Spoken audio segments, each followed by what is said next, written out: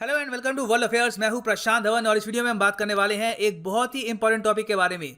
India को access मिल सकता है रशियन नेवल बेस का इन सुदान। जी हां, रिसेंटली रशिया ने एक बहुत ही इंपॉर्टेंट नेवल बेस लीज पर लिया है अफ्रीका के देश सुदान में, और इसका एक्सेस इंडिया को मिल सकता है through a logistics agreement. Discuss करेंगे इस टॉपिक को, a very important topic Indeed. और सिंस हम यहाँ पे बात कर रहे हैं अफ्रीका की सुदान की, तो आपसे एक क्वेश्चन पूछूंगा कि इनमें से कौन सी फेमस अफ्रीकन रिवर बहती है सुदान से। आपके सामने ऑप्शंस है Nile, Zambezi river, Limpopo river या फिर ऑरेंज रिवर। नीचे कमेंट सेक्शन में इसका आंसर करो। सही आंसर आपको मिलेगा हमेशा की तरह वीडियो के एंड में। और आप किसी भी एग्जाम की तैयारी कर रहे हैं, चाहे एसएससी हो, UPSC, bank, IIT GATE, you can buy Unacademy's courses. Unacademy की वेबसाइट पे जाओ या फिर ऐप पे जाओ, वहां पे आप परचेज कर सकते हैं ये कोर्सेज, मगर जो ओरिजिनल प्राइस है ये पे मत कर देना। Save your money, use the code PD10 और यहाँ पे आपको मिलेगा डिस्काउंटेड प्राइस।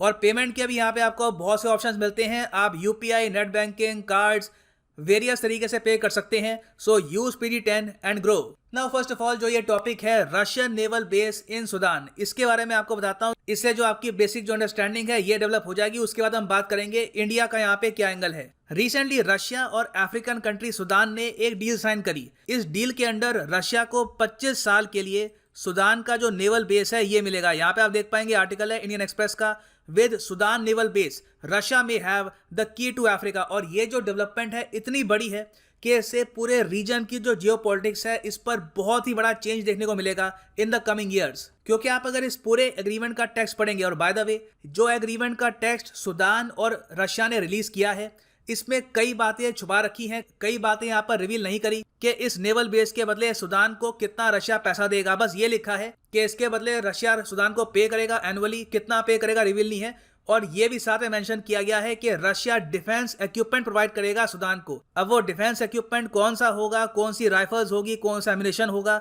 इसका भी प्रॉपर यहाँ पे कोई डिस्क्रिप्शन है नहीं।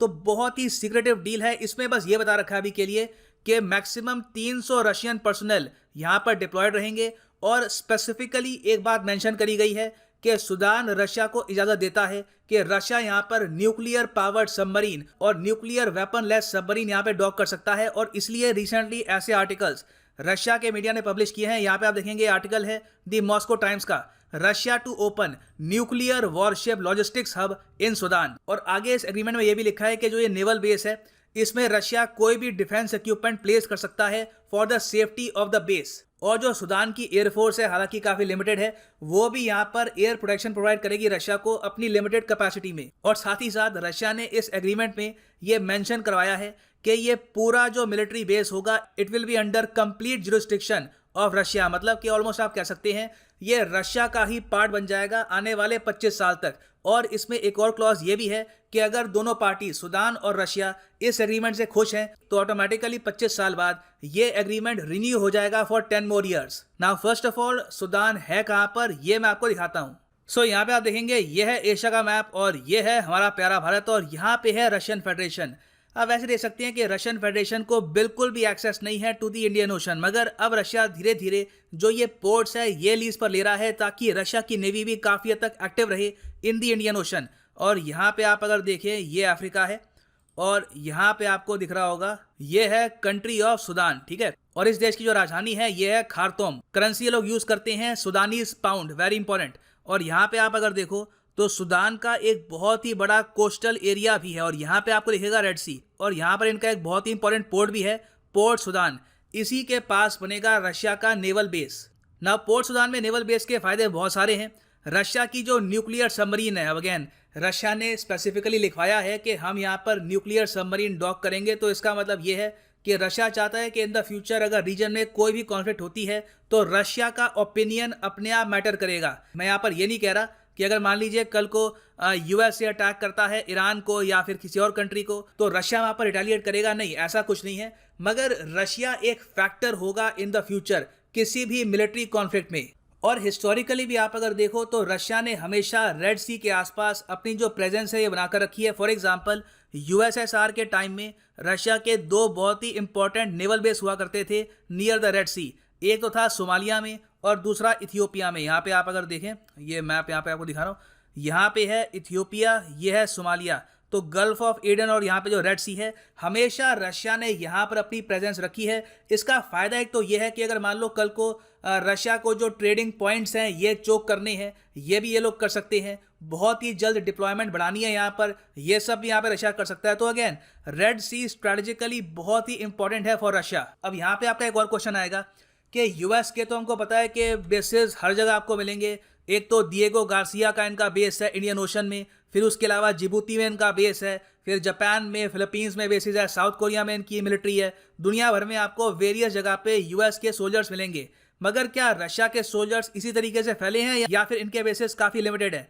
देखो, यूएस के सामने रशिया के बेसिस बहुत ही ज़्यादा लिमिटेड है। जो इनका सूडान में नेवल बेस होगा ये रशिया का बस सेकेंड बेस होगा, मिलिट्री बेस होगा outside the Russian federation. Sudan के अलावा 2017 में इन्होंने एक नेवल बेस एस्टैब्लिश किया था सीरिया में, और इस बेस का नाम है तार्तस बेस इन सीरिया। तार्तस बेस को भी रशिया ने लीज पर लिया है फ्रॉम सीरिया फॉर 49 ईयर्स। अब अगेन ये जो डील है इसके डिटेल्स क्या हैं, रशिया ने कितना पे किया है सीरिया को, ये कभी रिवील किया नहीं गया। माना यह जाता है कि सिंस रशिया ने सीरिया को बहुत सारी प्रोटेक्शन दी है तो उसके बदले में भी एक ये कंपनसेशन है। और साथ ही साथ इन द फ्यूचर सीरिया को अगर एयर डिफेंस सिस्टम चाहिए, जैसे कि और ज़्यादा S-300 की बैटरीज या फिर रशियन वॉर प्लेन्स, तो ये रशिया प्रोवाइड करता रहेगा in return for the Tartus naval base. और इस नेवल बेस के एग्रीमेंट में भी एक पर्टिकुलर बात है कि रशिया ने स्पेसिफिकली मेंशन किया है कि हम एंजॉय करेंगे complete sovereign jurisdiction.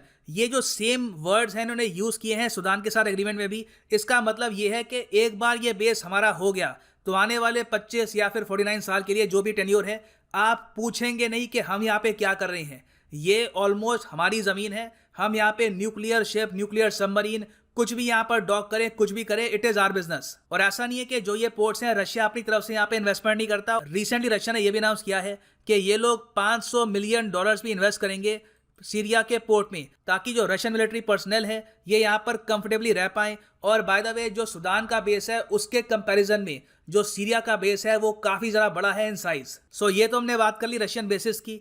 Indian factor यहाँ पे कैसे आता है? देखो, इंडियन फैक्टर यहाँ पे आता है because of Russia India defence logistics agreement, जो साइन वैसे तो होने वाला था 2021 में। बात चल रही थी कि इंडिया और रशिया जो इनका समिट होगा इस दौरान यहाँ पे साइन करेंगे एग्रीमेंट, मगर रिसेंटली बिकॉज ऑफ कोविड-19 जो ये समिट है ये थोड़ा सा इन्होंने पुश कर लिया आगे, और मोस्ट प्रॉब्ली अब जो ये समिट है ये होगा 2021 में। तो 2021 के समिट के दौरान इंडिया और रशिया उसी टाइप का लॉजिस्टिक्स एग्रीमेंट साइन करेंगे जिस टाइप का एग्रीमेंट रिसेंटली इंडिया ने साइन किया है विद यूएसए, फ्रांस, जापान। आपको याद होगा इस पर मैंने काफी वीडियोस भी अपलोड करी हैं कि इंडिया को आज के समय एक्सेस मिलता है अमेरिकन बेसिस का, जापानीज बेसिस का, साउथ कोरियन बेसिस का, उसके अलावा फ्रेंच बेसिस का। तो सिमिलर टाइप का एग्रीमेंट बहुत ही जल्द इंडिया और रशिया भी साइन करेंगे। और बताया ये जा रहा है कि ये एग्रीमेंट और भी ज़्यादा एडवांस्ड होगा compare to US India agreement. इसके अंदर ये भी क्लॉज होगी कि कुछ टाइम के लिए अगर इंडियन सोल्जर्स चाहें तो रशियन बेसिस में, या फिर रशियन सोल्जर्स चाहें तो इंडियन बेसिस में भी डॉक कर सकते हैं फॉर सम टाइम। तो इससे आप समझ सकते हैं कि रशिया का जो बेस होगा सूडान में, इसका एक्सेस मिल जाएगा इंडियन शिप्स को। क्या इसका मतलब यह है कि हम लोग यहाँ पर परमानेंटली अपनी शिप्स डॉक करना स्टार्ट कर देंगे? ऑब्वियसली नहीं। यहाँ पे इंडिया को अगर मान लो एम्यूनेशन चाहिए, रिपेयर फैसिलिटी चाहिए, ये सब हमको मिल जाएगी फ्रॉम रशिया। और इस सब के अलावा मैं आपको ये भी बता दूं कि सूडान के अलावा एक और देश है यहाँ पर रेड सी के करीब, यह है जिबूती। यहाँ पर भी यूएस और जापान और वेरियस कंट्रीज के बेसिस हैं, और इसका भी जो एक्सेस है ये आज के समय अवेलेबल है फॉर द इंडियन मिलिट्री। मगर जो रशिया का बेस है इसमें फायदा ये है कि बहुत सारी जो हमारी वॉरशिप्स हैं वो है रशियन ओरिजिन की, तो उनको अगर रिपेयर कराना है, उसका एम्यूनेशन चाहिए, तो वो रशिया के बेस में ज़्यादा इजीली अवेलेबल हो जाएगा। तो आप कह सकते हैं यहाँ पे कि रशिया की एक ऑफिशियल एंट्री हो चुकी है इन द इंडियन ओशन, और हो सकता है कि इन द फ्यूचर ये और बेसिस भी यहाँ पर एक्वायर करें और जो अपनी प्रेजेंस है ये रैपिडली इंक्रीज करें इन अफ्रीका। सो वापस आते हैं अपने क्वेश्चन पे कि which of the following African reverse pass through the country of Sudan. तो यहाँ पर जो सही आंसर है ये है नाइल रिवर। यहाँ पे आप अगर देखेंगे ये जो सारी रिवर्स है, जम्बेजी रिवर तो बहुत आपको मिलेगी साउथ में, ठीक है। यहाँ पे आपको पता है यहाँ पे सूडान है, ठीक है। और ये जो जम्बेजी रिवर है यहाँ पे है। ऑरेंज रिवर भी आपको मिलेगी साउथ ऑफ अफ्रीका में, और जो लिम्पोपो रिवर है ये भी आपको यहाँ पर मिलेगी।